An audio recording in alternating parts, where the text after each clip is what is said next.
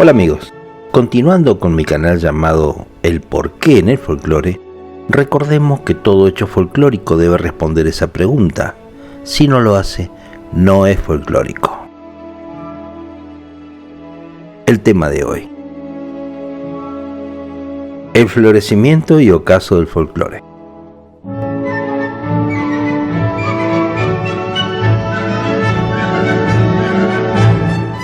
Para introducirnos en el tema propuesto, es necesario hacer un introito sobre la aparición del pueblo llamado luego folk y sus características que son insoslayables e imperturbables. Veamos.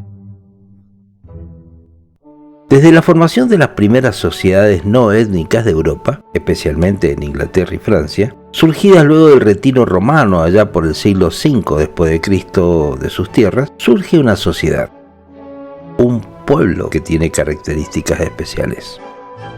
Este pueblo es campesino, está arraigado a la tierra que le da el sustento, cría ganado, mayor o menor, según la zona, no tiene conocimiento de lectura y menos de escritura. Si nos ponemos a analizar las características de esta cultura campesina, podemos ver que el pasaje de conocimientos es por vía oral, fundamental por la incapacidad de escribir.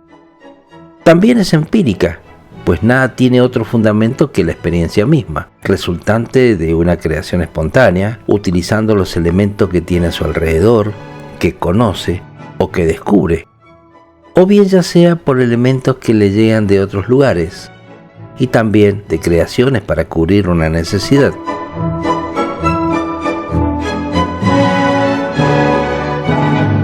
La sociedad llamada pueblo se acogía a la protección militar dada por los reyes y pagaban con sumisión y con el esfuerzo para producir los víveres, a cambio de ser protegido de los salteadores y ladrones que ya existían en esas épocas.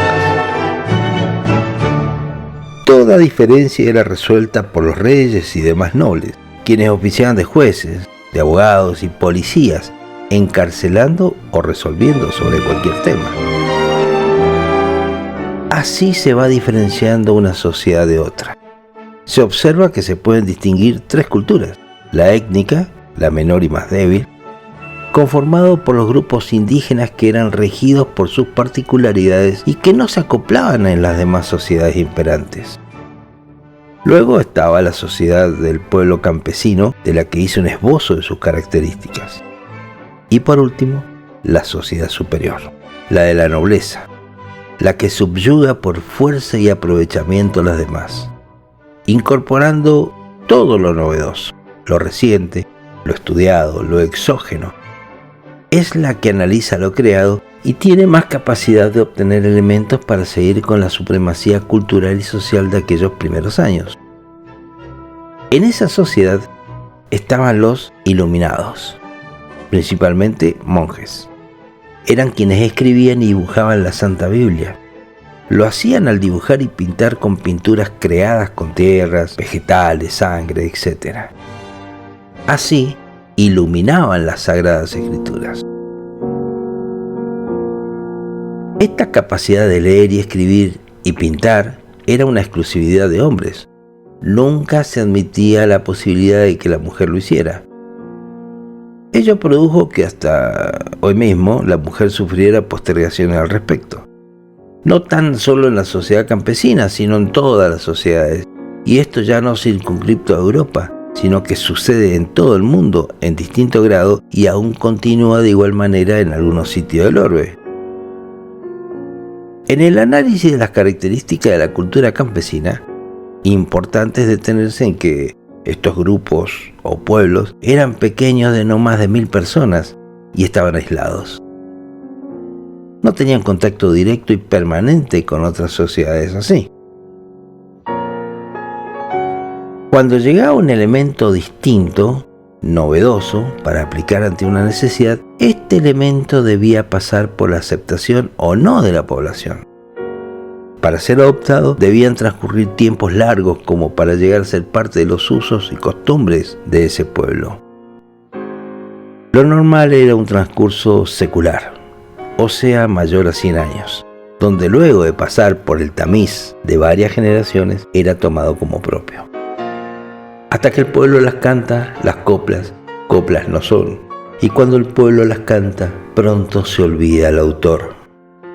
Son estos los versos que recogieron la esencia del Catejondo, posiblemente la obra más popular de Manuel Machado, ese sevillano nacido en 1874 y fallecido en Madrid en 1947. Este pueblo está circunscrito a su espacio en la tierra. Por ende, las creaciones son todas realizadas por los elementos que de ella obtiene. Y al tener necesidades comunes, todo lo que se hace es compartido dentro de esa pequeña sociedad. Porque todos la practican, o por lo menos conocen esos elementos que les son propios, que son creación o adaptación de esa sociedad en particular, influenciado siempre por geografía, clima, conformación geológica, por lo que esos usos y costumbres se tornan únicas. Veamos un ejemplo cercano. La masa frita, llamada torta frita tan argentina, donde su origen se le atribuye a los alemanes Krepel, pero se cree que las tortas fritas fueron introducidas en el Río de la Plata por inmigrantes españoles y árabes. Los árabes no denominaban a esta receta ni Krepel ni torta frita. Hablaban de sopaipilla, término también que deriva del alemán. Más específicamente del término supa, que significa pan mojado en líquido. En otros, fritos.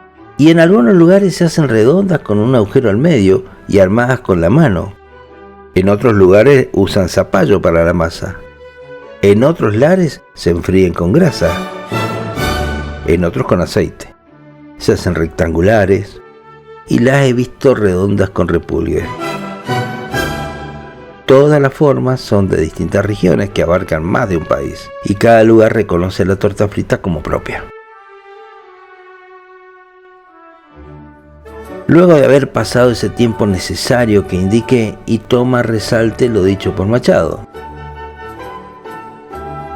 Si el elemento llegado de otros lares es aceptado y tradicionalizado, como sucedió con la sopaipilla, es un uso o costumbre llegada desde otro estrato social. Si es llegado de una etnia, se llama en antropología supervivencia. Y si el elemento proviene de estrato superior, se le llama transculturación. Ejemplos de supervivencia son algunas comidas, canciones de cuna, medicina y, por supuesto, la lengua, que interfiere a la lengua materna castellana en el caso de América, y en particular podemos mencionar los distintos acentos que se denotan en la Argentina, en Chile, en Bolivia, en Perú, Paraguay, y que son rasgos de supervivencia.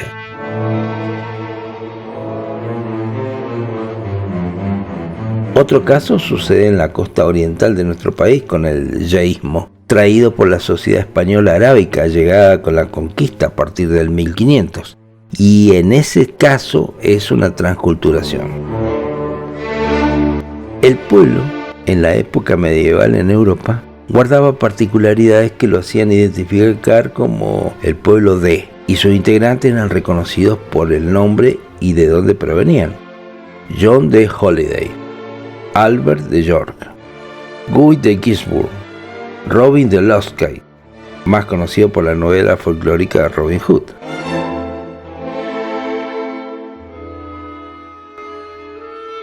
Cada nación se distinguía por las características significantes de esos pueblos comarcanos que estaban bajo la protección de una sociedad superior y que fueron tomando nombres.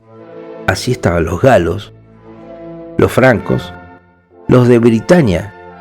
Surge allí la importancia de ser reconocido por su terruño y sus tradiciones. Cada una de esas sociedades tenía las particularidades otorgadas por esos pueblos y no tanto por las sociedades superiores que, en la vida de ser mejores y más grandes, de obtener más tierra, más comarcas, más dominios, se copiaban y compartían usos y costumbres más rápido, sin análisis de que fuera realmente satisfactoria para cubrir alguna necesidad, más que la de parecer y aparentar. Los pueblos se van conformando a través de los años. Las distinciones en el habla, los usos y costumbres se van distinguiendo según las capacidades y oportunidades que cada pueblo obtiene de su comarca. Un ejemplo claro es el caso de los británicos, quienes logran obtener mejor acero para sus armas y herramientas gracias a la destreza de sus herreros. Estos parte del pueblo que destaco.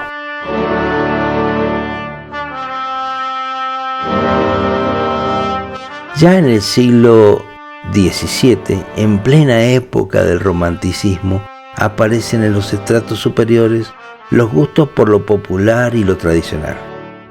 Algunos abocándose al estudio de esas particularidades y características de los pueblos que ellos tenían, y dando cuenta que eran únicos, irrepetibles, le dieron importancia.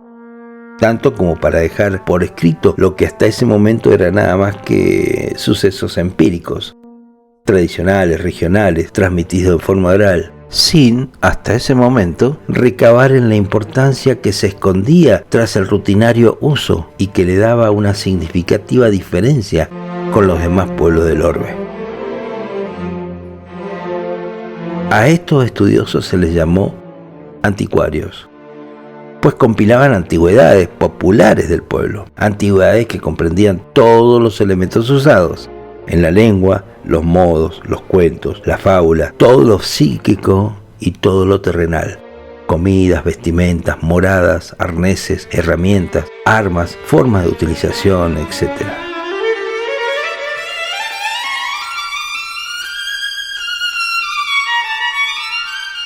Los anticuarios dieron cuenta de lo valioso de lo hallado, pues revelaban la identidad de una región, de un país.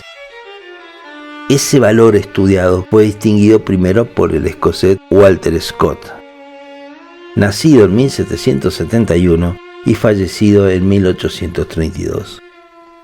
Scott buscaba como fuente de información para la realización de novelas románticas entre las comunidades campesinas y pastoriles de Escocia. Luego fueron los hermanos Grimm, filólogos y anticuarios, nacidos en Hanau, Berlín, Alemania, que escribieron cuentos infantiles y del hogar, colección de cuentos en la que expresaban distintas tradiciones populares de Alemania.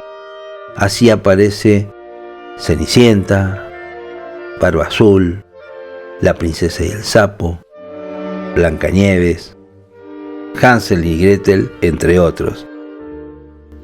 Y un inglés llamado William John Thoms, observando lo que los hermanos Grimm estaban haciendo en Alemania, no quiere que este tipo de trabajo se pierda en Inglaterra, por lo que le escribe a una editorial inglesa llamada The Athenaeum el 12 de agosto de 1846, y su carta, que fue publicada el 22 de agosto de ese mismo año, dándole forma y nombre a la ciencia embrionaria llamada folk, de significancia pueblo, y lore, para indicar el conocimiento.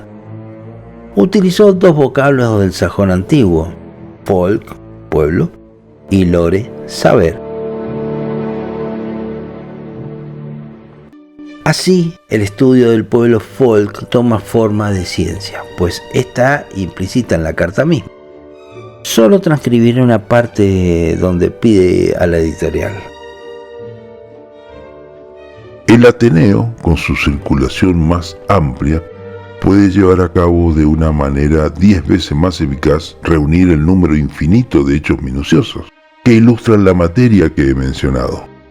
Hechos que están esparcidos en las memorias de sus miles de lectores y conservarlos en sus páginas, hasta que se presente algún Jacobo Grimm que hará por la mitología de las Islas Británicas el buen servicio que aquel anticuario y filólogo ahondado en su materia ha logrado por la mitología alemana. Como postdata indica: con toda franqueza, le debo decir que por mucho tiempo he estado proyectando una obra sobre nuestro folklore, bajo ese título. Ojo señores, A, B y C, y así no tratan de impedirme. Y tengo interés personal en el éxito del experimento que, en esta carta, aunque imperfectamente, le he solicitado que emprenda.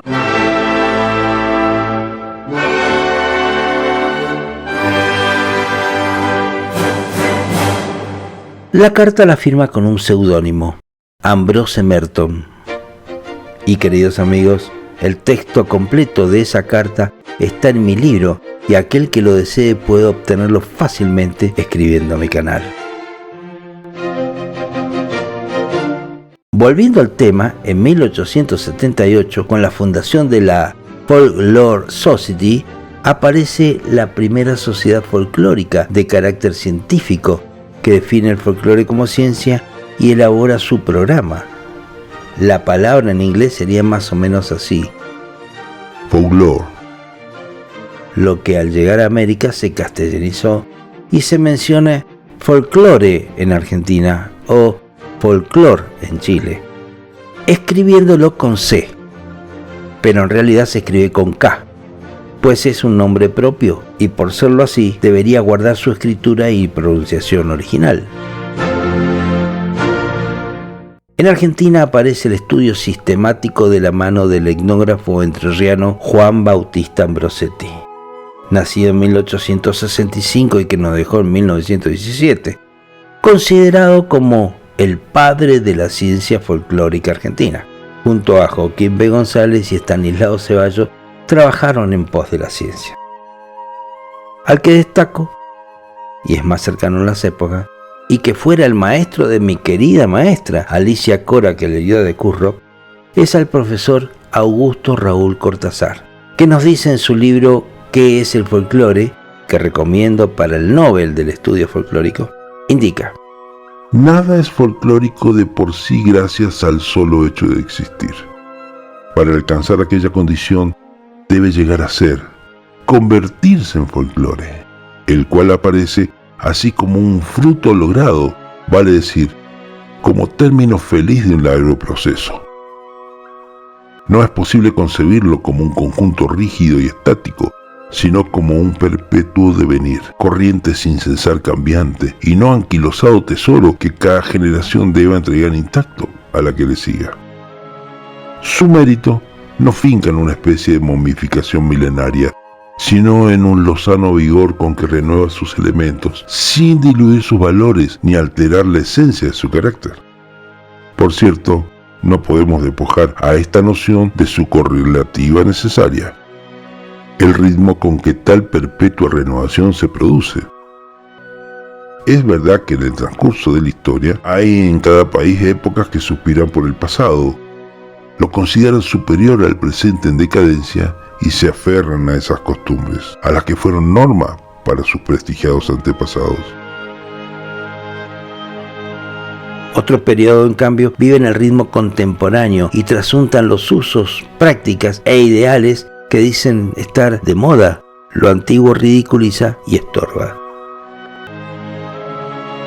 En términos generales, es sabido que en los estratos superiores civilizados que conocemos en las grandes ciudades, es la moda la actitud predominante. El frenesí es la novedad. El ansia de estar en posesión del secreto que va difundiendo el mundo instante a instante en una comprobable característica que da tono a la cultura. La investigación folclórica es minuciosa y no hay muchos investigadores al respecto. Y si bien se escriben libros por doquier, no todos los escritores resultan investigadores palmarios, pues algunos solo lo hacen con un carácter comercial y cuantitativo, otros por estatus, y sus trabajos terminan alimentando hongos en bibliotecas poco serias.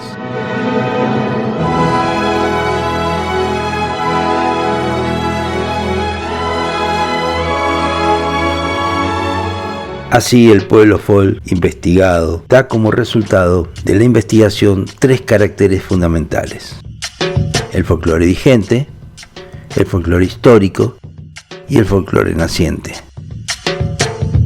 En Argentina, la última vez que se hizo una investigación folclórica masiva de usos, costumbres del pueblo folk fue hace 101 años. Sí, en 1921, las escuelas Laínez se propusieron hacer un trabajo exhaustivo en todas las escuelas bajo ese nombre y que abarcó desde el norte hasta San Carlos, departamento de Mendoza, siendo el límite geográfico más austral de nuestro vasto territorio estudiado, y ese material es todo con lo que se cuenta oficialmente. Más trabajos particulares, que adornan el árbol genealógico del folclore argentino, pero que son solo ramas dispersas en miles de hectáreas de regiones nunca investigadas oficialmente. Lamentable, ¿no? Esta desidia gubernamental, tanto nacional como provincial, lleva a tener como referencias usos y costumbres muy antiguas, y que muchas de ellas son seguramente parte del folclore histórico no vigente. Tal falta de investigación nos lleva a no saber inequívocamente cuántos, dónde están los grupos folk que se encuentran en nuestro país. Por ende, no sabemos qué existe y qué dejó de existir. ¿Qué están haciendo? Como los usos y costumbres de los pequeños grupos folk argentinos, que los hay de seguro. Podemos conocer e identificar algunos, pero no todos sus componentes reales. El llamado folclore naciente está solo denunciado por algún investigador particular, sin apoyo alguno por parte de los gobiernos, donde se indica que en tal grupo aparece un estigma de uso o costumbre que podemos mencionar como folclore naciente. Pero, ¿será? Todo elemento llegado a la cultura folk que no pasa por el sedazo de la aceptación colectiva, de la funcionalidad, nunca llega a ser tradicionalizado y por lo mismo no tiene mucha vigencia, lo que lo transforma en un simple caso de moda que se va como llega, sin trascender en la cultura folk. Un ejemplo de lo dicho me sucedió en un encuentro de estudiosos de folclore, cuando expuse sobre la posibilidad de que el uso de la moto enduro fuera un elemento de folclore naciente en los campos del sur mendocino, donde las estepas desérticas son muy extensas y agrestes. Allí hay aún grupos folk y mencioné que vi a varios puesteros utilizando ese tipo de moto para arriar los animales. ¿Por qué naciente? Para que un elemento sea considerado por parte del folclore de una región debe cumplimentar 8 requisitos insoslayables para poder ser considerado como patrimonio cultural folclórico. Haciendo un análisis de los requisitos y de mi hipótesis, podemos ver que los requisitos que se cumplen y los que no lo hacen en esta postura, lo que no dejan que el elemento en cuestión sea una realidad folk. Los requisitos encontrados eran: regional. El elemento en cuestión debe estar en la región y significativamente en este caso lo estaba, y con adaptaciones como un pellón sobre el asiento, adornos propios de la zona, etc. Colectivo. El elemento era usado no por todos, pero sí conocido por la comunidad involucrada. Vigente. El elemento estaba en vigencia, era parte del uso. Funcional. El elemento cumplía una función, reemplazar al caballo en la arriada. Transmisión oral. El elemento era en uso enseñado bajo los cánones de la enseñanza tradicional, a través de la oralidad. Empirismo. El elemento era usado y aprendido a usar perfeccionando su uso a través de la experiencia. Todos ellos se cumplían, pero otros no, como ser. Tradicional. El elemento debe cumplir un traspaso generacional no menos de 100 años. En este caso, no se cumplía. Anónimo. Tampoco se cumplía, pero no hablo de la moto en sí. Hablo de su uso. Pues aún los autores del uso de la moto en los arreos estaban vivos y por ende tienen identidad. Tuve que soportar esa mañana en el Congreso la burla de varios colegas, inclusive de algunos de los maestros de la mesa académica. Otros se quedaron pensando. Y debo destacar a mi querida maestra Alicia Cora Querelías de Curro, quien era parte de la mesa académica, que luego del descanso para el almuerzo tomó el micrófono y salió en mi defensa, aduciendo que tenía razón, que era tal cual lo había expuesto, y me dio el micrófono para que lo dilucidara. Fue entonces cuando reiteré mi hipótesis, puesto que nunca hablé de la moto en sí, yo hablé de su uso. La motocicleta es un elemento exógeno y todos sus componentes son industriales y está fuera de todo análisis respecto a su origen y creación. Nunca pueden pertenecer a la cultura folk, pero sí su uso, puesto que estos paisanos comarcanos del sur malargüino habían aprendido empíricamente cómo manejarse con ellas en medio de la estepa, arriando animales, sabiendo por dónde encarar, por dónde correr y por dónde no, sabiendo cuándo acelerar o cuándo aminorar la marcha, cuándo enfrentar a los animales y cuándo no. Y les propuse que pusieran al campeón mundial de motocross a ver si lo hacía. Nunca dije que era folclórico, dije que era un elemento del folclore naciente. Y esto es que comenzaba a cumplir una cierta cantidad de requisitos y que el tiempo, solo el tiempo mínimamente secular, dirá si es posible la inserción en esa cultura. El tiempo habló pronto. Luego de algunos años, 20 en realidad, fui otra vez a esos páramos y encontré que ya no se usa más. Lo reemplazó el cuatriciclo, y tal vez ese elemento tan extraño llegue a serlo. Preguntándole al puestero que tenía 2 cuatriciclos, uno para cuando el otro no anduviera y debía mandarlo a reparar allá, a más de 200 kilómetros al pueblo. Me decía que era más fácil que con el caballo y que no se cansaba. ¿Llegará a ser? Dios dirá. Para clarificar un poco más mi postura, indiqué que lo mismo sucedió con el caballo, animal que nos llega de Europa. Pero lo folclórico acá es el uso, no el caballo. Es propio de la región, dándole visos de característica folclórica desde la montura, que es particular, los modos de doma, de andar, de trato y de uso. Entonces ese grupo llamado pueblo folk tiene particularidades que son irrepetibles en otro lugar que no sea el originario, puesto que la regionalización es fundamental. Su clima, geografía, fauna, etc. Todos ellos influyen en los elementos y personajes que identifican esa región absolutamente. A través de los años y luego de la aparición de las escuelas, el mundo folk comienza a tener un periodo que podemos llamar ocaso. Pero, ¿por qué?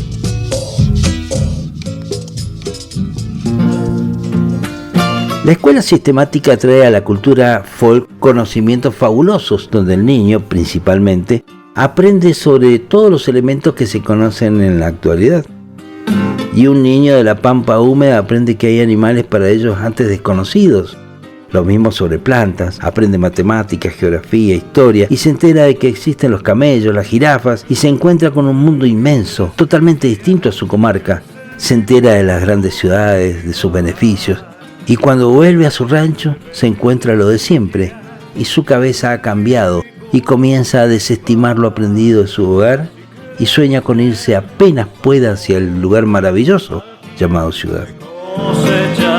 Es curioso que en lo físico y psíquico se cuida tanto el no producir traumas de desarraigo, en lo cultural se desconozca la necesidad de contemplar idénticos miramientos. Escribía la notable profesora Olga Latour de Botas en su libro Atlas de la Cultura Tradicional Argentina para la Escuela en 1988. Y continuaba diciendo: la escuela, que en un país como el nuestro no tenga en cuenta el tipo de cultura tradicional del educando según la región a la que pertenezca, actúa como agente disociante entre el niño y su familia, núcleo natural de cualquier orden social posible, menospreciando su habla, su modo de vida, su cosmovisión total. Este cambio de mentalidad creado por adquirir conocimientos exógenos hace que esos niños, apenas llegan a la adolescencia o primera adultez, parten hacia la gran urbe, soñando con lo conocido en la escuela, dejando a los viejos en el campo, y así ese grupo folk va desapareciendo. Poco a poco, quedan menos en ese lugar. El abuelo, la abuela, la madre, el padre, verán un atardecer de sus vidas con los hijos lejos y sin retorno. El joven y la moza, que apresuraron su viaje a la aventura, llegan a la ciudad con las ansias de conocer, de trabajar, de estudiar y disfrutar de lo antes nunca visto. Su vida deja de tener sentido práctico y se insertan en el mundo del confort. Eso comprado sin gran necesidad, perdiendo el sentido real de la vida aprendido de sus padres. Gracias a Dios, no todos lo hacen. Pero la mayoría se toma sus petates y se adentra en la vorágine de la urbe cosmopolita. Recuerdo un cuento de Luis Landricina llamado ¿Para qué? Por el copyright no lo paso, pero recomiendo escucharlo. Allí hay una síntesis de lo que explico. Una gran mayoría hace eso, no solo en la Argentina. Sucede en el mundo y los países desarrollados, como Estados Unidos o el viejo continente, ya han tenido ese proceso mucho antes y sus grupos folk han desaparecido totalmente. ¿Qué pasa si los grupos folk desaparecen? Este es el anunciamiento del próximo programa, y que sirva este primero para reflexionar, ahondar conocimientos sobre el folclore y en caso de que quieran, podemos debatir sobre lo expuesto.